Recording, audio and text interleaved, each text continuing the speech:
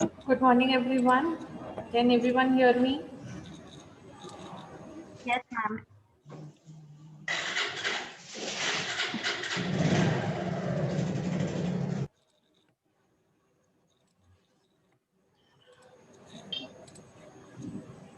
Can you see the slide?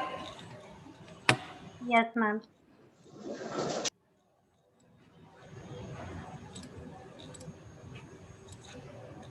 Please write your ma'am attendance in ma'am the chat Moodle में box. श्रुति ma'am की भी notes हैं unit 1 के। Hmm. मैं वो भी नोट करना है। आपके लिए जो सेकेंड यूनिट के मैं प्रोवाइड कर रही हूँ, फर्स्ट यूनिट के जो भारती मैम ने दिए होंगे या यस मैम, जो भारती। लेक्चर्स अपलोडेड हैं वो फर्स्ट यूनिट के आपको करने हैं, और सेकेंड यूनिट से जो है सेकेंड यूनिट ऑनवर्ड्स मैं आपको प्रोवाइड करूँगी। मैम जो फर्स्ट यूनिट के भारती मैम के वो भी नोट कर लेना नोटबुक में। हाँ हाँ हाँ। Okay ma'am.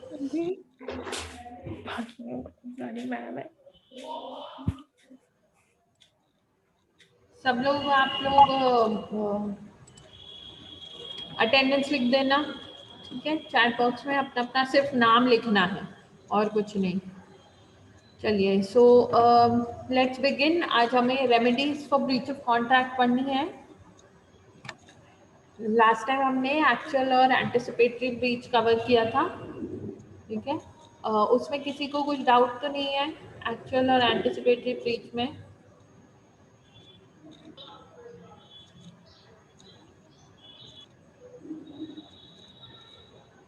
Yes, no?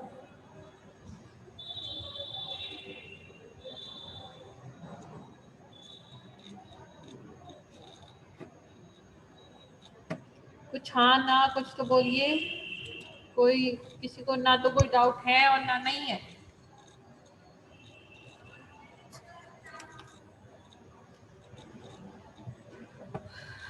Girls, आपको मेरी आवाज आ रही है? Yes, ma'am. Yes. ठीक है, तो आपको कोई डाउट है या नहीं है? अभी तक जो हमने पढ़ा वो सबको समझ में आया? फिर से एक्सप्लेन करने की जरूरत तो नहीं है?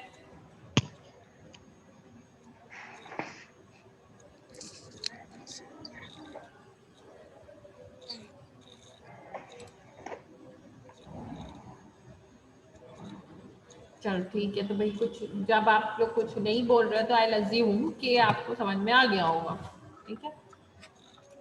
Okay, so moving on, remedies of for breach of contract.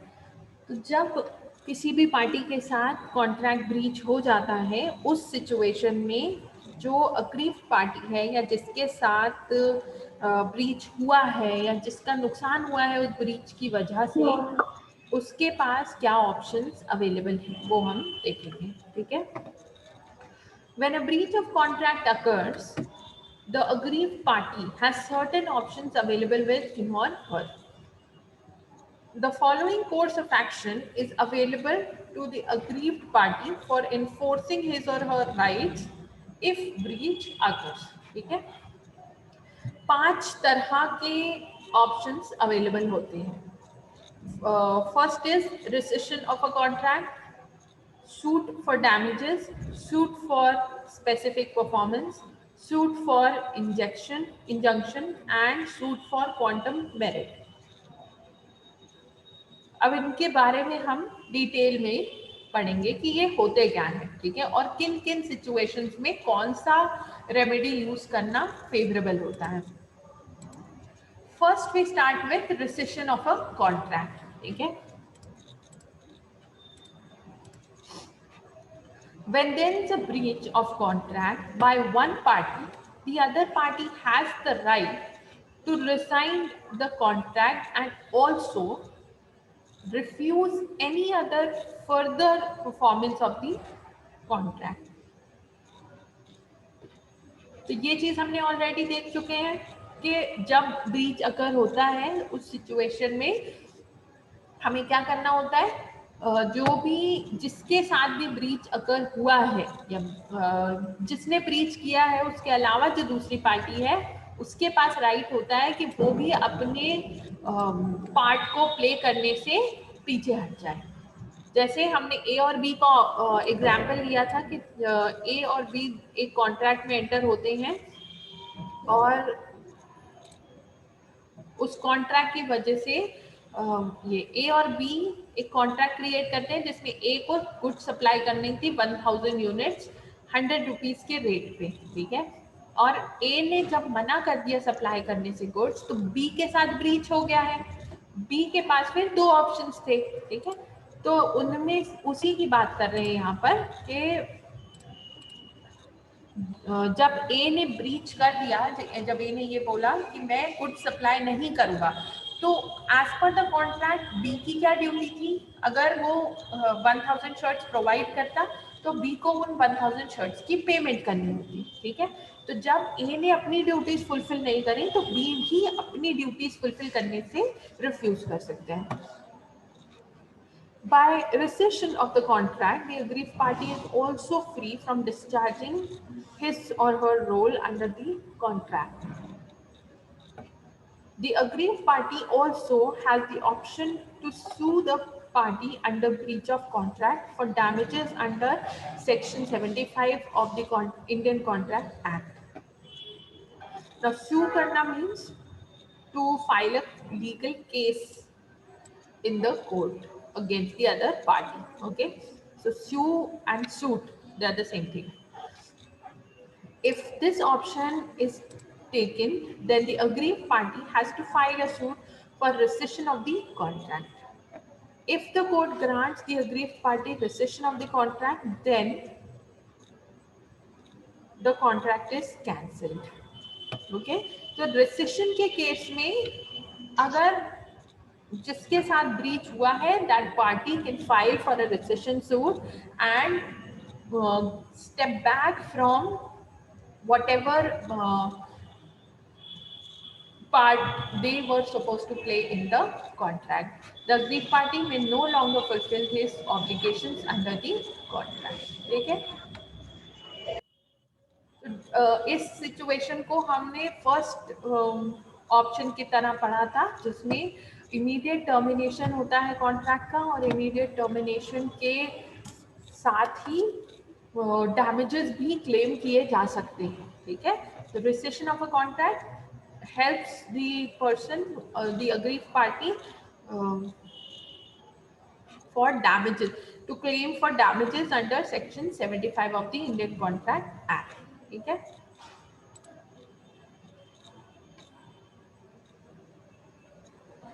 Then he also has the option to apply for compensation of losses that have occurred to him by breach of contract through non-completion of the contract on the by the other party. Yes. हाँ बोलिए।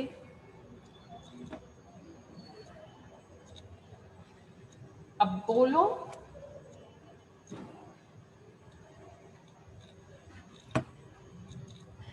Okay, सो इस चीज को समझने के लिए हम एक एग्जाम्पल लेते हैं, ठीक है। Illustration, there are two parties. Babbu promises Banu to deliver 200 Chinese sports shoes, ठीक है। तो बब्बू और बन्नू दो पार्टीज हैं। Babbu is the promisor and Bannu is the promisee. 200 Chinese sports shoes deliver करने का कॉन्ट्रैक्ट है और डेट क्या है? 10th of August 2008, ठीक है। रेट क्या मेंशन किया गया है कॉन्ट्रैक्ट में? 600 रुपीज ईच। तो contract, this is the contract, ठीक है, कि 200 pair of sports shoes provide किया जाएगा बाय Babbu and at the rate of 600 each. Banu promises to pay for the shoes as soon as the delivery is given, ठीक है। तो बनु ने क्या बोला? जैसे ही शूज डिलीवर होंगे I'll pay for them. Babbu does not deliver the shoes, ठीक है। बब्बू ने क्या किया? अपना पार्ट प्ले नहीं किया, उन्होंने ब्रीच कर दिया कॉन्ट्रैक्ट को, शूज डिलीवर नहीं किए। Banu has the right to resign the contract. Resign means cancel या take back the contract. She may not pay Babbu the promised price for the shoes, ठीक है। तो जब एक पार्टी ने अपना पार्ट प्ले नहीं किया है कॉन्ट्रैक्ट में, तो दूसरी पार्टी भी स्टेप बैक कर सकती है।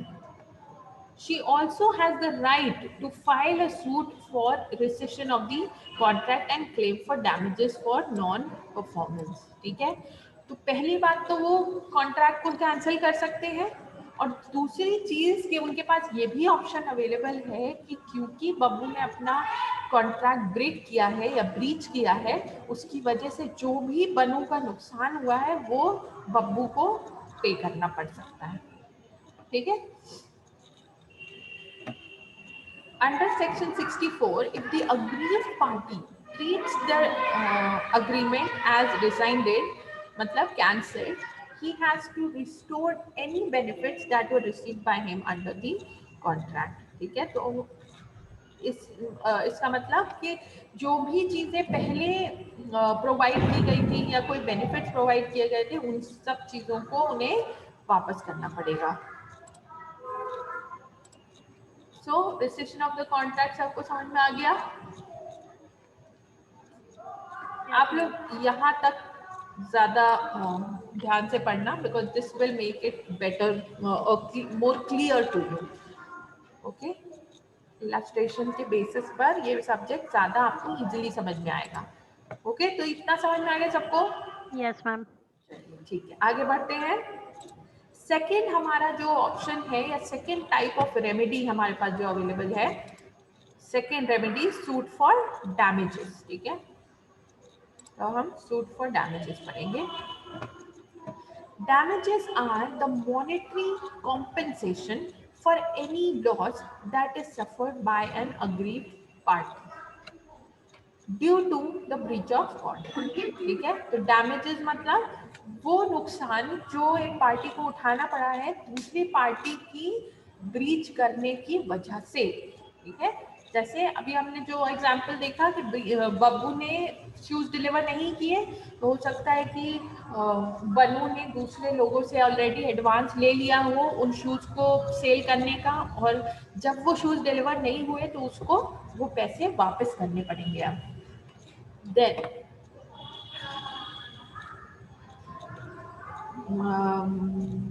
since the aggrieved party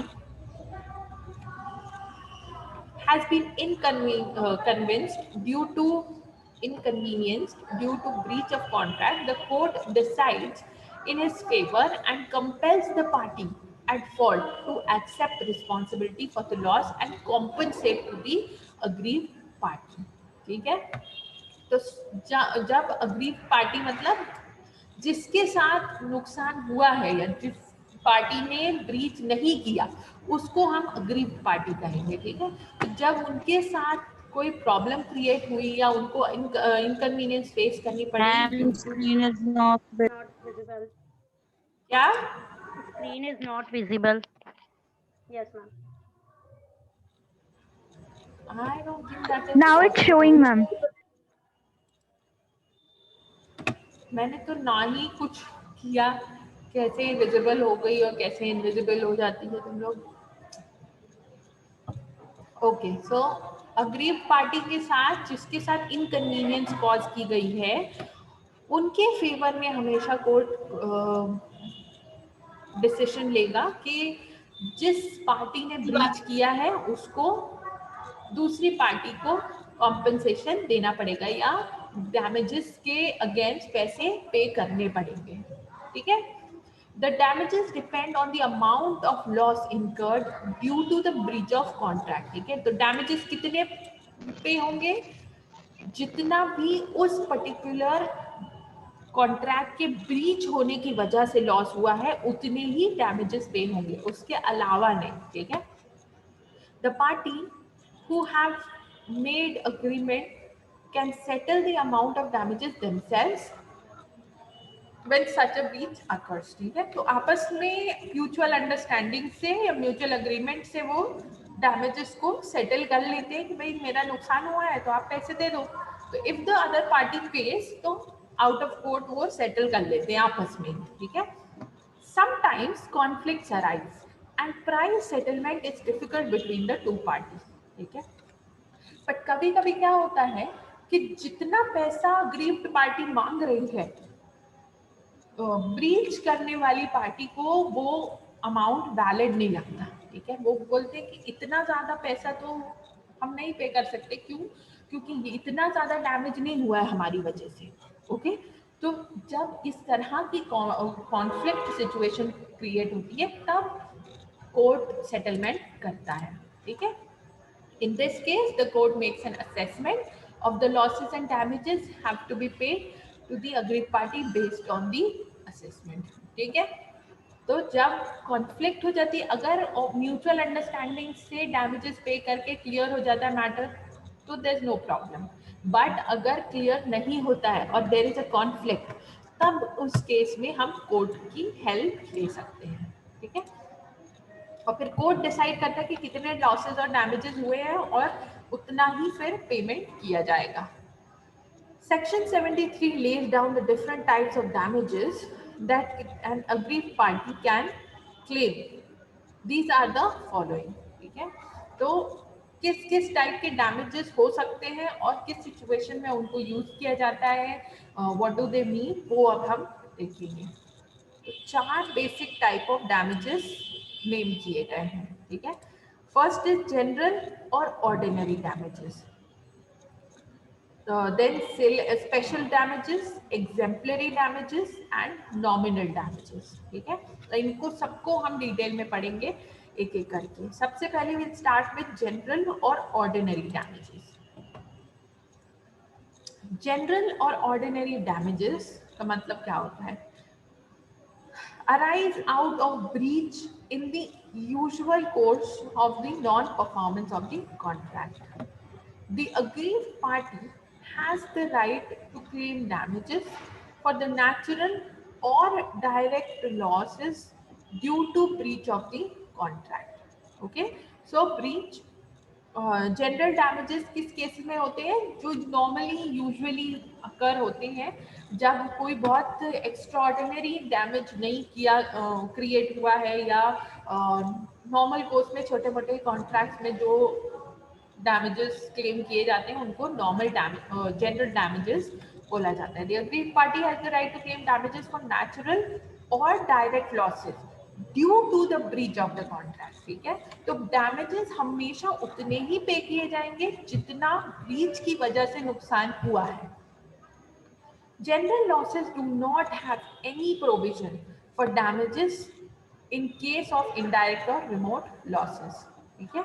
तो जनरल डैमेजेस और जनरल लॉसेस, जनरल डैमेजेस पे करे जाएंगे, बट नॉर्मल कोर्स में अगर बिजनेस में किसी वजह से लॉस हुआ है, that is not the reason for breach of, that is not caused by breach of contract. तो उनके लिए हम डैमेज पे नहीं करेंगे, सिर्फ जो नुकसान ब्रीच की वजह से हुआ है सिर्फ उसके ही डैमेज पे होंगे। इसको हम एक एग्जाम्पल से समझने की कोशिश करते हैं, ठीक है। 2 पार्टीज हैं, Ajay and Abhay, okay. Ajay promised to pay the money owed by him to अभय, ठीक है। तो अजय कौन हुआ? प्रॉमिसर, और अभय हो गया प्रॉमिसी। तो अजय ने क्या प्रॉमिस किया कि जो पैसा उसके ऊपर अभय का उधार था, मतलब अजय ने पहले कभी उससे पैसे लिए होंगे, ठीक है। तो जो पैसे उसके ऊपर ड्यू थे या उधार थे, वो अभय को पे करेगा on 28th of September 2008, okay, on account of goods delivered to him, ठीक है। तो Abhay delivered goods to Ajay and against it Ajay has promised that on 28th of September he will pay the good for the goods. Ajay did not pay on the due date because he had to pay other creditors as well. ठीक है, तो अजय ने क्या किया? अजय को जिस दिन goods की डिलीवरी के लिए पैसे देने थे अभय को, अजय ने उस दिन किसी और क्रेडिटर को पैसे पे कर दिए, ठीक है। हो सकता है उन्हें ज्यादा अर्जेंट नीड हो या whatever the reason may be, but Ajay ने क्या किया? जिस दिन अभय को पेमेंट करनी थी उसने अभय को पेमेंट नहीं करी, किसी और को पेमेंट कर दी। Therefore, he paid other creditors on 28th of September and they did not pay Abhay. Is Ajay liable to pay? तो अब हम देखेंगे कि अजय क्या यहाँ इस सिचुएशन में अजय को डैमेजेस पे करने पड़ सकते हैं? आंसर देखते हैं। Ajay is liable to the extent of the amount he had to pay Abhay with interest on the date he actually makes the payment. ठीक है? However, he is not required to pay any damages which do not occur directly in the usual course of things from the breach of contract. ठीक है? तो अब इस situation में Ajay liable तो है पे करने के लिए, ठीक है, बट कितना पे करने के लिए लायबल है? अजय सिर्फ उतना ही अमाउंट पे करने के लिए लायबल है जितना उसे पहले पे करना था, ठीक है। मान लो कि 28 को पे करना था उसे, बट उसने 28 सितंबर की जगह 28 ऑफ अक्टूबर को पेमेंट करी, एक महीने बाद। तो ऐसी सिचुएशन में पहली चीज तो अजय को वो पैसे पे करने पड़ेंगे। मान लो 1 लाख रुपीज की पेमेंट देनी थी उसको, तो 1 लाख रुपीज तो पे करने ही पड़ेंगे, प्लस एक महीने का इंटरेस्ट भी पे करना पड़ेगा टू अभय। अंडरस्टूड? इसके अलावा अजय को और कोई अमाउंट पे करने की जरूरत नहीं है। क्यों? मान लो कि अभय को किसी और को पेमेंट करनी थी ऑन 29, जैसे 28 को पेमेंट रिसीव होती और 29 को अभय को कहीं और पेमेंट करनी थी, और क्योंकि अजय ने पेमेंट नहीं करी और उसकी वजह से अभय भी पेमेंट नहीं कर पाया, एंड बिकॉज ऑफ दैट उसका बहुत ही ह्यूज लॉस हो गया। ये जो लॉस हुआ है, जो सेकेंड पार्ट में लॉस हुआ है, इस लॉस के लिए अजय लायबल नहीं है। अजय सिर्फ उतने अमाउंट के लिए लायबल है जो उसको पे करना था और उसने अभी तक पे नहीं किया है। Understood?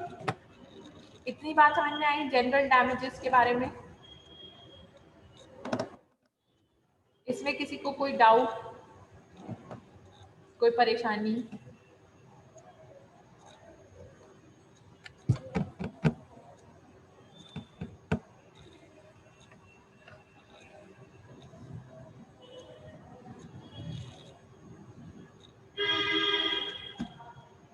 Yes, no, okay, all right. So Simran says no. Finally, you should answer, okay? Whenever I ask, at least say yes or no. No, उतना तो बोल सकते हैं। चलो, अगर ये समझ में नहीं आया तो हम एक और एग्जाम्पल मेरे पास है, हम उससे समझने की कोशिश करते हैं, ठीक है? Amar makes a contract with Veer to supply him fabric for making summer uniforms for the staff. Okay? तो अमर और वीर के बीच में कॉन्ट्रैक्ट हुआ कि अमर उसको फैब्रिक प्रोवाइड करेगा, फैब्रिक मतलब कपड़ा प्रोवाइड करेगा यूनिफॉर्म्स बनाने के लिए समर वेकेशंस में, ठीक है। He is unable to supply the fabric on the due date and it becomes too late to make the uniforms for the year for that year delivered, ठीक है। तो वीर ने अमर से कॉन्ट्रैक्ट किया था कि अमर वीर को फैब्रिक प्रोवाइड करेगा जिससे वीर आगे यूनिफॉर्म्स बना के सेल करेगा, ठीक है।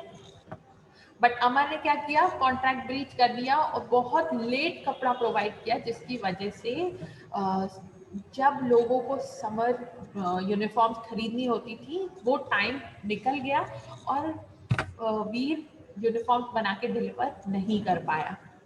Is Amar liable to pay for the losses of वीर? इस तरह के क्वेश्चंस भी आपसे पूछे जा सकते हैं एग्जाम में, ठीक है ना, कि एक सिचुएशन देके और आपसे पूछा जाए कि is that person liable to pay for the losses of the other party, ठीक है। तो ऐसे आंसर भी आपको इसी तरह से देना है। अमर has to give compensation to Veer by calculating the difference between the contract price and the market price of the fabric at the time of delivery, ठीक है। तो अमर कितने पैसे पे करेगा? अमर लायबल तो है, ऑब्वियसली ब्रीच हुआ है और उसकी वजह से जो अमर को लॉसेस उठाने पड़े वीर को, वो अमर को पे करने पड़ेंगे। सो कितना पे करेगा? जो कॉन्ट्रैक्ट प्राइस था, जैसे अमर ने मान लो कि 100 रुपीज पर मीटर पे कपड़ा सप्लाई करना था, तो जितना भी कपड़ा सप्लाई करना था उतना और 100 रुपीज के हिसाब से plus minus the market price, जो करंट प्राइस चल रहा है उस कपड़े का मार्केट में, वो दोनों का डिफरेंस उसको पे करना पड़ेगा। ठीक है, जैसे हमने स्टार्टिंग में जो एग्जांपल लिया था ए और बी का, उस सिचुएशन में भी हमने ऐसे किया था। देखिए मैंने आपको बताया था, ये अगर कॉन्ट्रैक्ट टर्मिनेट हो जाता है तो उनको क्या करना पड़ेगा कि जो डिफरेंस था, जैसे मार्केट प्राइस कितना था 125 और कॉन्ट्रैक्ट प्राइस था 100, तो उन दोनों के बीच का जो डिफरेंस आया 25 रुपीज के हिसाब से 1000 यूनिट्स प्रोवाइड करने थे, तो 1000 units for 25 rupees, 25,000 rupees damages उसको पे करने पड़े थे। ठीक है, तो यही चीज हम यहाँ पर डिस्कस कर रहे हैं इस एग्जाम्पल में। ठीक, तो कॉन्ट्रैक्ट प्राइस और मार्केट प्राइस के बीच जो डिफरेंस है उस टाइम वो डैमेज अमर को पे करना पड़ेगा। ही however is not expected to compensate for the profit which Veer would have made by tailoring the uniform or pay for any expenses for manufacturing the uniforms। ठीक है, तो मान लेते हैं कि वीर जो यूनिफॉर्म बनाने वाला था, उस यूनिफॉर्म से उसको 10 लाख रुपए का प्रॉफिट होने वाला था। ठीक है, प्लस उसने 1 लाख रुपए की मैन्युफैक्चरिंग यूनिट भी सेटअप कर ली थी उन यूनिफॉर्म्स को स्टिच करवाने के लिए। ये जो 11 लाख रुपए क्रिएट हुए, इसका नुकसान अमर नहीं भरेगा। ठीक है, क्यों? क्योंकि अमर ने ये प्रॉमिस नहीं किया था उसको कि जो भी आप जो टेलरिंग के लिए जो मैन्युफैक्चरिंग यूनिट सेट कर रहे हो या जो एक्सपेक्ट कर रहे हो प्रॉफिट, वो भी मैं प्रोवाइड करूंगा, ऐसा कॉन्ट्रैक्ट में नहीं था। कॉन्ट्रैक्ट में सिर्फ इतना था कि वो जो फैब्रिक प्रोवाइड करने वाला था वो उसने नहीं किया, और इसकी वजह से जो भी वैलिड लॉसेस होंगे, जो कॉन्ट्रैक्ट प्राइस और मार्केट प्राइस के बीच में डिफरेंस होगा। क्यों? क्योंकि अब मार्केट से खरीदना पड़ेगा वीर को फैब्रिक, और हो सकता है कि जो उस टाइम जब उसने कॉन्ट्रैक्ट किया था तब प्राइस कम हो और अब प्राइस बढ़ गया होगा, तो दोनों के बीच का डिफरेंस उसको पे करना पड़ेगा। ठीक है, understood everyone? Yes ma'am. Ma'am yes ma'am, वो जो आपने मतलब जो हम लोग को कॉपी में नोट्स लिखने हैं वो यूनिट फर्स्ट ही लिखने हैं? मैं तो आपको यूनिट 2 पढ़ा रही हूँ। नहीं, यूनिट फर्स्ट आपने अभी मतलब स्टार्ट नहीं किया क्या? यूनिट 1 मैं नहीं पढ़ाऊंगी आपको। यूनिट 1 आपकी भारती मैम ने आपको नोट्स वगैरह प्रोवाइड किए हैं। यस ठीक मैम, है, मूडल में हैंगे नोट्स। हाँ, तो यूनिट 1 आपको उसी से ही पढ़ना है। यूनिट 2 ऑनवर्ड्स मैं आपको पढ़ा रही हूँ। तो मैम जब आपकी भारती मैम वापस आएंगी तब वो आपको यूनिट 1 अगर आप चाहोगे तो वो एक्सप्लेन कर देंगी। बाकी Okay, नोट कर लेना मैम नोटबुक में। हाँ, नोट करके रखो। ठीक है, जो भी नोट्स हैं वो सारी चीजें आप नोट कर लीजिए, और Yes, जो ma'am. डाउट्स हैं उनको मार्क करके रखो। जब मैम आएंगी तब आपको वो एक्सप्लेन कर देंगे। ठीक है, ओके मैम। हाँ, okay, okay, thank you ma'am. चलिए। So today we'll study only this much. Okay, next type of damages हम कल पढ़ेंगे, स्पेशल डैमेजेस। ठीक है, I want you all ma'am to ये रीड। मैम बुक का नेम बता दीजिए एक बार आप। बिजनेस लॉ ही है, बाय वार्ष्णेय।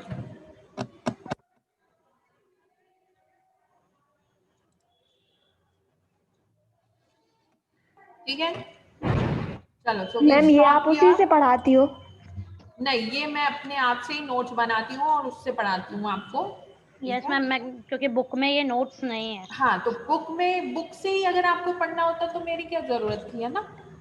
Yes ma'am. हाँ, तो इसलिए मैं आपको उस पॉइंट ऑफ व्यू से समझाती हूँ जहाँ से आपको इजीली समझ में आ सके, बेस्ड ऑन एग्जाम्पल्स। ठीक है मैम, Yes, आप ma'am. जो टॉपिक्स है उसमें से इलस्ट्रेशन अगर नोट करेंगे तो इजी रहेगा ना हाँ, एक्सप्लेन और में। इलस्ट्रेशन नोट करके अपने वर्ड्स में उसको एक्सप्लेन करने की कोशिश करो, जैसे मैं Yes, आपको ma'am. एक्सप्लेन करती हूँ। ठीक है, ताकि Yes, end of ma'am. The year जब आप एग्जाम के टाइम पे पढ़ने बैठो तो सिर्फ उस एक्सप्लेनेशन को एक बार रीड करने पे आपको पूरा कॉन्सेप्ट समझ में आ जाए। Yes, ma'am. ठीक है, Yes, ma'am. चलिए, Thank you, thank you ma'am. Girls, will continue tomorrow. Yes, ma'am. Thank you ma'am.